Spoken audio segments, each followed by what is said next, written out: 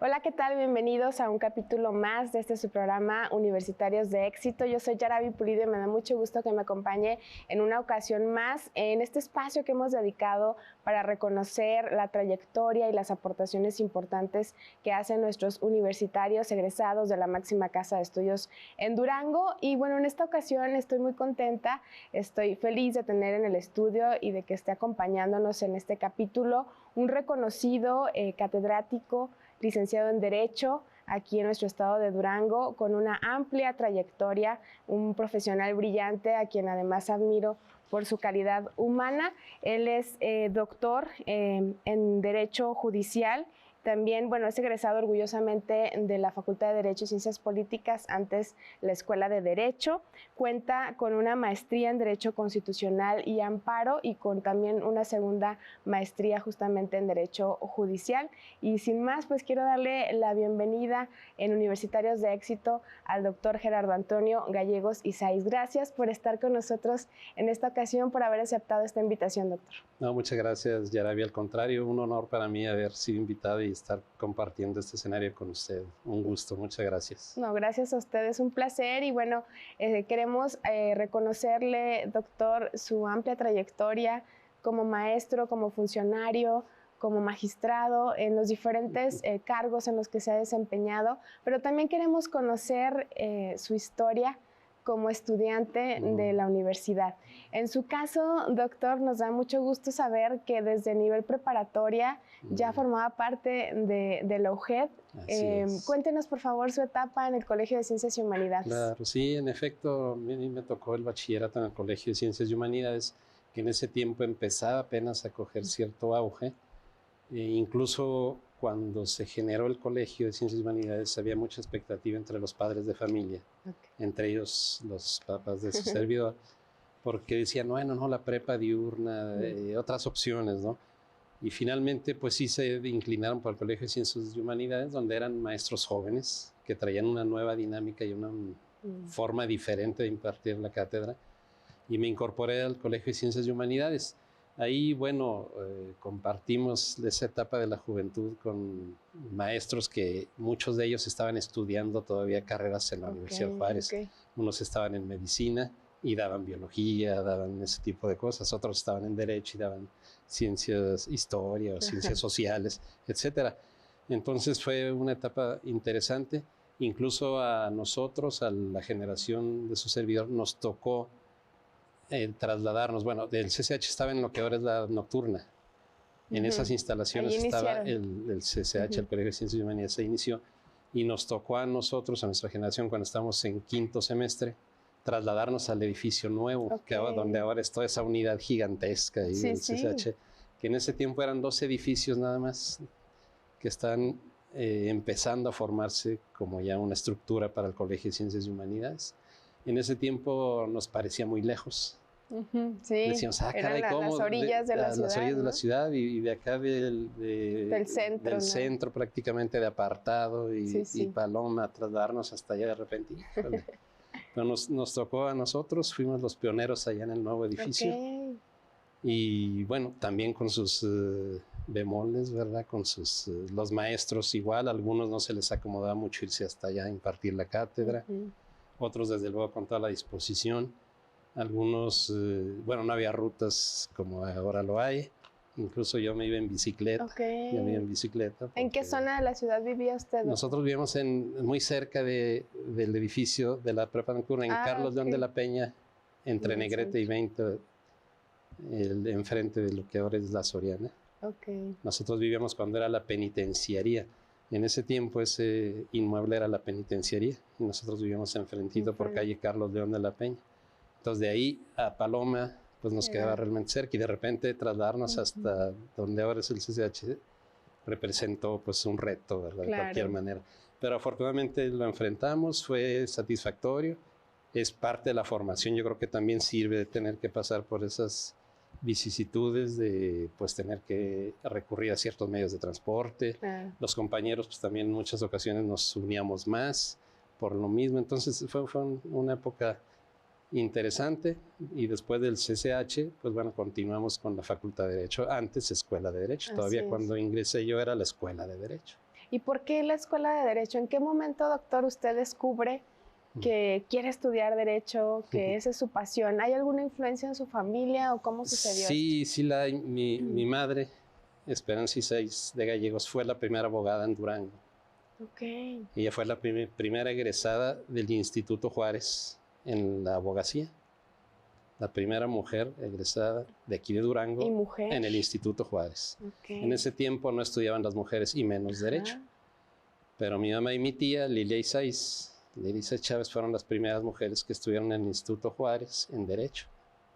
Desde el inicio de la carrera hasta concluirla. La concluyeron en 1953. Okay. El año en que se le otorga el voto a la mujer. En ese año ellas estaban egresando de licenciatura en Derecho, que el título era de abogado. Ajá. En ese tiempo el título era de abogado y lo expedía el gobernador del estado. En ese tiempo todavía los títulos profesionales los expedía el gobernador del estado. Mi mamá fue la primera porque ella presentó su examen profesional en la mañana del mismo día que mi tía, pero mi tía lo presenta en la tarde. Ok, mire qué dato Entonces, tan, eso tan le interesante. Permite. Bueno, y luego mi mamá se dedicó un tiempo al litigio. Ok. Aquí en Durango. Aquí en Durango, y cuando ella litigaba, pues yo estaba chico y me tocó incluso acompañarla en algunos casos, porque litigaba no nomás en la capital, litigaba en otros distritos judiciales como Santiago Papasquiaro, etc. Y obviamente, pues era mujer, irse sola hasta allá era medio complicado. Entonces la acompañaba su hijo, o sea, yo. Entonces eso me fue dando contacto con el derecho. Con el derecho. Y aparte, como le comentaba, vivíamos enfrente de la penitenciaría y también ella litigaba en materia penal. Los juzgados estaban ahí en la penitenciaría. El despacho que tenía mi mamá estaba en Negrete y Carlos de la Peña, en la mera esquinita, frente a la penitenciaría. Entonces teníamos ahí contacto también con los juzgados penales y toda esa área. Entonces, digamos que desde pequeño usted fue agarrando el gusto. Me fue. Y en cierta forma siempre me disgustaba la injusticia, de alguna manera, en cualquier ámbito, ya sea en primaria o en secundarias. Como que siempre sentía yo que cuando creía yo que había injusticia, pues como que no me gustaba. Y bueno, ¿y cómo le hago o qué hago para combatir la injusticia? Entonces, bueno, viendo que mi mamá se dedicaba al derecho, mi tía también se dedicaba al derecho. Mi tía era funcionaria, ella fue magistrada. Fue la primera magistrada mujer y aparte fue presidente del Tribunal de Justicia, la primera mujer de Durango que fue presidenta del entonces Supremo Tribunal de Justicia. Mire, qué interesante. Entonces, bueno, pues eso pensé yo, bueno, la vía para lograr lo que quiero, lo que me gusta o en lo que pienso que puedo aportar, pues es estudiar derecho. Y por eso decido ingresar a la Escuela de Derecho. Excelente. ¿Y qué recuerda de su etapa como estudiante ya en la Escuela de Derecho? Pues también muchas historias, muchas anécdotas. Los maestros de ese tiempo todavía eran los maestros tradicionales, los maestros exigentes, los maestros duros, los maestros rígidos. Ya en el caso de la generación de su servidor, pues sí había ya más mujeres. Ya teníamos compañeras estudiando también Derecho. Pocas, ¿verdad? Pocas en comparación a los hombres, incluso por ahí. Hay una fotografía. Hay una foto donde estamos puros hombres. Sí había otras mujeres, pero ahí en la foto todavía había esas tendencias, ¿verdad? De solo los hombres, sí. Pero sí, ya teníamos mujeres, pero bueno. Entonces empezamos con el clásico recorrido en la Escuela de Derecho, que en aquel tiempo era un solo edificio, que ahora sigue siendo un edificio, pero ya completamente diferente, donde iniciaba el Salón 1, el 2, el 3, el 4, el 5, daba vuelta y luego el 6, el 7, el 8, el 9. Entonces era ir precisamente así es, y hasta era significativo. Ya voy en el Salón 2, porque voy en segundo, voy en el 3, voy en tercer semestre, y así sucesivamente. La generación de su servidor fue una generación de estudiantes brillantes, profesionistas después también exitosos. Y eso nos permitió durante la estancia en la escuela incluso tener algunas ciertas dificultades o roces con algunos maestros, porque bueno, también eso se topa uno en la etapa de estudiante. Sí, sí. A mí me tocó un maestro que, bueno, éramos algunos los que nos reuníamos más, que se suponía que éramos los estudiosillos, pero bueno, no era tanto, pero al menos así nos Los ubicaban. Miguel Ángel Rodríguez Vázquez, Okay. el hijo de don Ángel Rodríguez Solórzano, Eduardo Bravo Campos, hijo de Juan Bravo Cuevas, que fue director de la Escuela de Derecho en otro tiempo, y así varios, algunos. Ajá. Y bueno, yo era hijo de Esperanza Isáiz y del señor Gallegos. Mi papá es hermano de José Ignacio Gallegos, el historiador de Durango. Okay. La biblioteca pública lleva el nombre de José Ignacio Gallegos Caballero. Él fue mi tío. Su tío. Él era hermano de mi papá. Okay. Entonces, bueno, pues yo era el otro, el Pues hijo del exgobernador, el otro era el hijo del exdirector, yo era el hijo. Y bueno, entonces, un maestro, no sé, por alguna circunstancia X, los exámenes eran orales en ese tiempo. Entonces, pues ya fueron pasando, me tocó pasar a mí. Y me dice, oye, así que tú eres muy estudioso. Dije, pues no, maestro, yo, ¿sabes qué? Te voy a poner un 7 y si quieres. Caray, creo que era Derecho Romano, me parece. Apenas empezando la carrera. Bueno, pues, ¿qué le digo, verdad? Tampoco he sido conflictivo. O sea, sí busco las vías jurídicas o institucionales cuando no estoy conforme con algo. No por soy la paz, sí, pero no soy de confrontar. Bueno, pues ni modo, ¿verdad? Ya me salí y así continuamos el semestre y cada parcial igual. ¿No lo dejaba presentar el examen? O sea, el 7. Sí. Bueno, pues ni modo, eso fue lo que influyó un poquito en mi promedio general final. O sea, afortunadamente sí pasé ordinario, de todos modos. Pasé en examen ordinario, Derecho Romano y todas las demás las exentaba. Bueno, pues ahí. Y eso al final, pues sí impactó un poquito. En el promedio. En el promedio sí alcancé la medalla Benito Juárez. Pero bueno, sí influyó esa calificación. Sí, esas situaciones luego sí generan. Entonces sí, o sea, como alumnos sí muchas veces tenemos así, entre otras cosas que también con los compañeros, ¿verdad? A veces alguna desacuerdo, con otros pues muy a gusto. Había los grupitos, bueno, pues que les gustaba los viernes irse a festejar un poquito, sí. ¿Verdad? Que vámonos aquí creo que había una palapa por ahí cerquita. Ajá. Su servidor y otros pues no nos gustaba mucho siempre eso, más pero tranquilo. Bueno, pero son experiencias y conforme fuimos pasando de semestre, pues llego a cuarto semestre y se me presenta la inquietud de empezar a trabajar. Okay. Entonces yo llevaba en la mañana las clases, que también se decía que el turno en la mañana era los turnos más exigentes, más pesados, y que el de en la tarde era un poquito más relax, etcétera. Con motivo de que ingreso a trabajar como actuario notificador. En ese tiempo ingreso al Poder Judicial como actuario notificador de un juzgado, del juzgado segundo de lo civil en ese tiempo. Para entonces no se exigía título para ser actuario. Incluso había secretarios que no tenían título de abogados ni licenciados en Derecho. El Poder Judicial era otro comparado a lo que es ahora.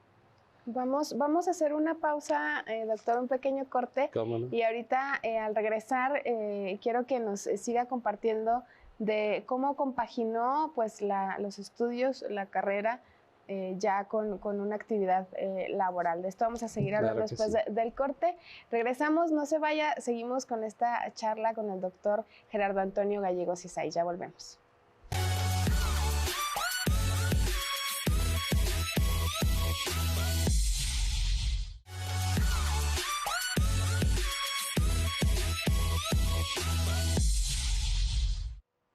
Qué bueno que continúa con nosotros a través de esta señal universitaria en un capítulo más de su programa Universitarios de Éxito. Estamos con una charla muy amena, disfrutando de la compañía de nuestro invitado del día de hoy, el doctor Gerardo Antonio Gallegos Isáiz, a quien pues estamos platicando en relación a pues sus anécdotas. Ya nos compartía como estudiante, pero luego viene esta oportunidad de empezar ya con una actividad laboral como actuario notificador. Así es. Cuéntenos cómo fue esta experiencia de poder, pues, como ya lo comentaba, seguir con los estudios porque estaba apenas en cuarto semestre y terminar su carrera. Así es. Sí, entonces afortunadamente le decía, no se exigía el título para ser actuario notificador, por lo tanto pude llegar a ese puesto en un juzgado civil que era civil y mercantil. Y los actuarios notificadores pues tenemos como función llevar a las partes las notificaciones por escrito a sus despachos o a sus domicilios o a sus emplazamientos cuando son llamados a juicio.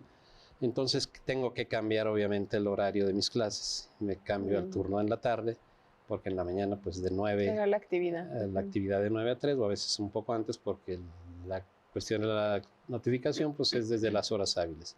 Entonces sí se complica desde luego porque los maestros pues obviamente siguen siendo exigentes, ellos no tienen por qué decir, bueno, si tú trabajas no estudias, pues no, ¿verdad? Si uno elige trabajar y estudiar pues tendrá que aplicarse y tendrá que esforzarse.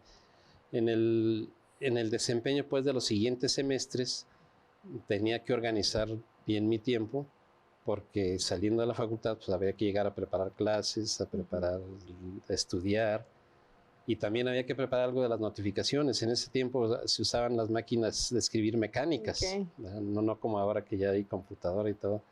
Entonces, y las cédulas de notificación las teníamos que hacer los actuarios a máquina. Y usábamos el papel pasante, ¿verdad? Porque eran varias copias. Entonces muchas veces tenía que también ver la manera de, porque no era suficiente el tiempo en la mañana para hacer las cédulas, levantar las razones en los expedientes, ir a los domicilios, etcétera. Entonces en la tarde, en la noche, había que estar haciendo las cédulas para el otro día, vámonos. Y también trabajábamos los sábados. El Poder Judicial en ese tiempo trabajaba los sábados también. Los sábados trabajaban un horario más corto, creo que hasta la 1:30. Pero también trabajábamos los sábados. Entonces sí representó un reto el estudio y el trabajo, pero a la vez el hecho de estar haciendo las cédulas era estar leyendo los acuerdos, las sentencias que hacían los jueces. Sí, usted ya estaba muy familiarizado. Entonces eso me familiarizaba y me permitía en la facultad, entonces escuela, pues tener a lo mejor una visión diferente de lo que los maestros exponían o de cuando leía uno el libro, lo veía un poquito diferente a quienes no tenían ese contacto. Pero bueno, finalmente implica un esfuerzo, ¿verdad? Claro. Sin embargo, como ya lo comentaba, bueno, mención honorífica en su examen profesional de licenciatura, acreedor al máximo galardón que otorga nuestra Universidad Juárez con la Medalla al Mérito Académico Benito Juárez. Y bueno, luego que egresa, que ya concluye los estudios de licenciatura, ¿qué sigue, doctor? Ya cuando estoy por concluir, me parece que la etapa de actuaría de notificación ya se cumplió. Ya voy a llegar a la licenciatura con título y entonces decido ya no seguir en el Poder Judicial, me retiro del Poder Judicial y me invitan a trabajar en un despacho jurídico privado, precisamente del compañero que le comento, de Eduardo Bravo Campos, que fuimos compañeros del despacho de Juan Bravo Cuevas. Entonces ahí empiezo a ejercer junto con ellos y ya veo la justicia y los asuntos desde otra óptica. Los había visto desde la óptica del juzgador con sus acuerdos, sus resoluciones. Ahora los empiezo a ver desde la óptica del litigante, del que va por el derecho de su cliente. Y ahí permanezco un tiempo. Después también ya considero necesario hacer un cambio, porque aparte me caso. En ese inter me caso con mi actual esposa, Mayela. Pues viene el primer hijo, etcétera. Y ya no es suficiente, pues, y entonces instalo un despacho propio y empiezo también ya a generar ahí asesorías, clientes ya por mi cuenta. Y llega, obviamente, la dificultad económica porque el litigio, como todos deben saber, pues no es constante o los ingresos no son seguros o no siempre los hay o hasta que se obtiene favorable el juicio, etcétera. Y se da la oportunidad de regresar al Poder Judicial como juez. En este caso se abre la opción y no había exámenes por oposición todavía, como era otra forma de designación, no había consejo de la judicatura. los designaba el Tribunal Superior, etcétera. Entonces tuve la fortuna de que hice la solicitud, Claro. todo lo que, y hubo una vacante y se dio la oportunidad. Y en el juzgado en que yo fui notificador, ahora llego como juez. Okay. Me tocó el mismo juzgado. el mismo juzgado segundo civil, ahora llego como juez. Todavía algunos de los compañeros que estaban ahí. La secretaria de acuerdos le decía no tenía el título de licenciada en Derecho. Era la señorita Julianita Bermúdez Monterrey, hermana de juristas de aquella época muy importantes, los Bermúdez, que eran maestros en la Facultad de Derecho. Entonces ahora regreso ya como juez, en otra faceta de mi vida profesional, ya con con una segunda hija. Y bueno, continuamos en esa vía. Y hay cambio de tribunal superior, hay cambio de magistrados, yo sigo obviamente como juez. Y también en ese inter se da la oportunidad en la Facultad de Derecho de ya no únicamente dar cátedra, sino de fungir como secretario académico. En ese tiempo hubo elecciones, cambió de director y resultó electo el doctor Luis Felipe Solís Muguiro. Y tienen a bien invitarme para participar como secretario académico. Entonces, en ese tiempo, ahora compaginar el juzgado con la Secretaría Académica de la Facultad de Derecho. Por azares del destino, etcétera, el doctor Solís Muguiro se retira de la dirección, es cuando es nombrado procurador del Estado. Entonces se retira de la dirección. Acá en el tribunal cambian también, le decía a los magistrados, llega como presidente Juan Ángel Chávez Ramírez a presidir el Tribunal Superior de Justicia con otra mentalidad diferente a la que tenían los anteriores. Y bueno, se percata que yo estoy en las dos funciones. Y otra vez vuelve a ver alguna situación, me llama y me dice, oye, o te dedicas al juzgado o te dedicas a la secretaría académica. Tú decides, por mí no hay problema, dice él, ¿verdad? No lo dudé, porque realmente el juzgado, pues era lo que yo venía trabajando desde mucho tiempo. La academia la seguía yo con cátedra, y era lo que venía haciendo. Entonces la secretaria académica y aparte el director ya no era. Entonces le dije, no, pues yo no tengo ningún problema, me dedico al juzgado. Y entonces dejo la secretaria académica en ese tiempo y me aboco al juzgado. Un año después, más o menos, él le toca presidir la sala regional del Tribunal Federal Electoral, que en ese tiempo estaba aquí en Durango. Y entonces me invita a mí a irme como juez instructor en materia electoral.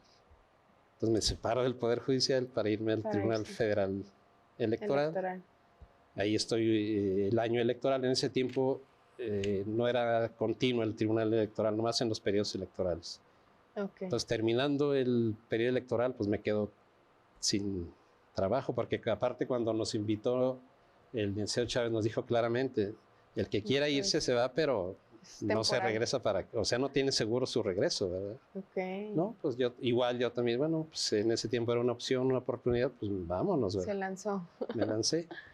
Regresa él como presidente del Tribunal Superior, porque fue licencia nada más para irse allá. Organiza otra vez su tribunal y me llama para pedirme que sea secretario general. Secretario general del Tribunal de Justicia. Entonces vuelvo a incorporarme al Poder Judicial, ahora como secretario general del Tribunal Superior de Justicia. Todavía en ese tiempo Supremo Tribunal de Justicia. Con él seguimos ya con esa función, siempre he seguido con la cátedra en la Facultad de Derecho, impartiendo nunca la dejé, siempre impartiendo cátedras, algunos semestres unas, otros otras. La que siempre fue mi pionera fue la teoría general del proceso. Fue con la que empecé a dar clase y hasta hace poquito ya pasó a ser procesal civil, etc. Esos cambios. Así es, y después de ahí, de la Secretaría General, nos toca crear el Consejo de la Judicatura en el Poder Judicial. Digo, le toca al Poder Legislativo, obviamente, pero estábamos fungiendo yo como secretario general, los magistrados que estaban en el Pleno, y se crea el Consejo de la Judicatura. El Consejo de la Judicatura como primer órgano administrativo del Poder Judicial, y me toca que me invitan a ser consejero de la Judicatura. Entonces paso a ser de secretario general, paso a consejero de la Judicatura, un periodo ya muy corto porque estaba por terminar el sexenio. Termina el sexenio, termino mi encargo de consejero, pero tengo la fortuna de ser invitado a ser magistrado del Tribunal Superior de Justicia.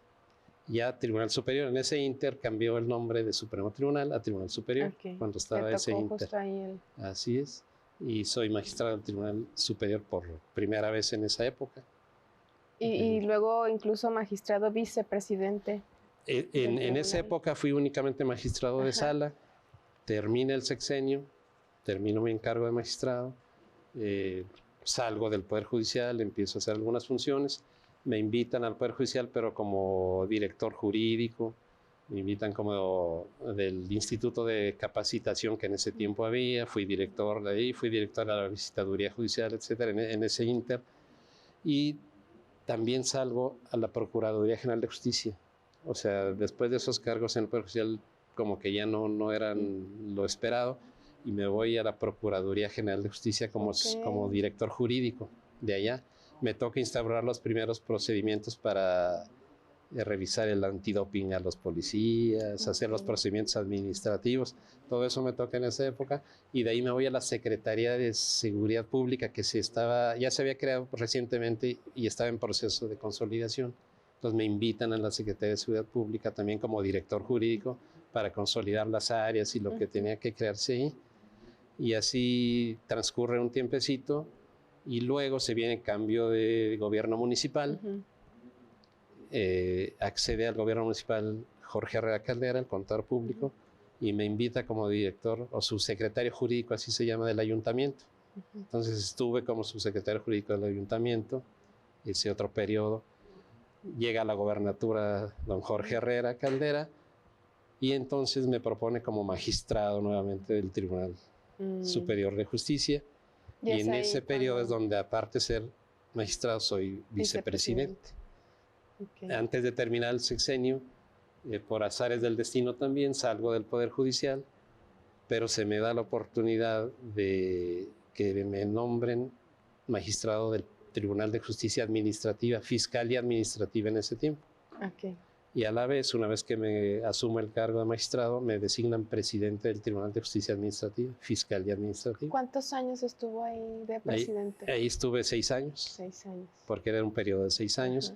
Pero también me tocó transitar, porque ese tribunal, cuando yo llego, es parte del Poder Judicial, y se llama Tribunal de Justicia Fiscal y Administrativa.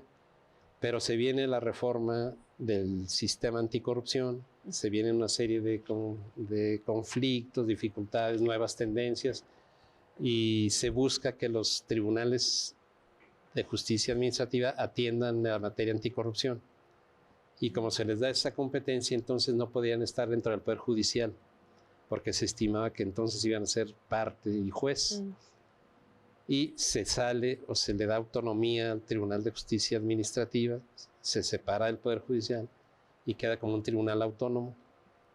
Se conservan los mismos magistrados que ya estábamos, yo sigo como presidente, pero ya ahora de un tribunal autónomo, del Tribunal de Justicia Administrativa del Estado de Durango. Y ahí estoy hasta el año pasado, y terminé mi encargo como magistrado y magistrado presidente, que fueron 6 años. En febrero 24 terminé mi encargo, y en ese tiempo termino la función jurisdiccional de la que venía acarreando desde que empecé como actuario notificador. Desde su etapa de estudiante, y ahí concluye esa etapa. Actualmente, como catedrático de la Facultad de Derecho, sigue impartiendo. Sigue impartiendo ahí. Ahorita tenemos 4 clases, y obviamente pues tengo la consultoría, porque bueno, no he querido retirarme del ejercicio profesional que ha sido mi pasión. Claro. Doctor, pues un placer. El tiempo de verdad se nos ha ido muy rápido. Es muy interesante conocer de su historia, de su trayectoria, de dónde viene su gusto por el derecho. Yo tuve la fortuna de tenerlo como maestro en la Facultad de Derecho, y fue un honor. Siempre una persona amable, una persona con una sonrisa de gran calidad humana, y se agradece siempre mucho encontrarnos con personas de su calidad en la vida profesional, académica y en general. El poder tenerlo hoy ha sido un privilegio. Muchas gracias. Favor que me hace, al contrario, un gusto haberla tenido como alumna, desde luego. Gracias, doctor. Gracias y muchas gracias por estar hoy en Universitarios de Éxito, este pequeño reconocimiento que le hacemos por parte de la televisora de nuestra universidad por toda su trayectoria. Muchas gracias. Al contrario, y gracias a la universidad, que por ella estamos aquí. Así es, así es. Definitivo. Y bueno, gracias a usted también por el favor de su atención. El tiempo se nos ha terminado, pero quiero invitarlo para que siga disfrutando de la programación de TV UGED y nos vemos en el próximo capítulo de Universitarios de Éxito.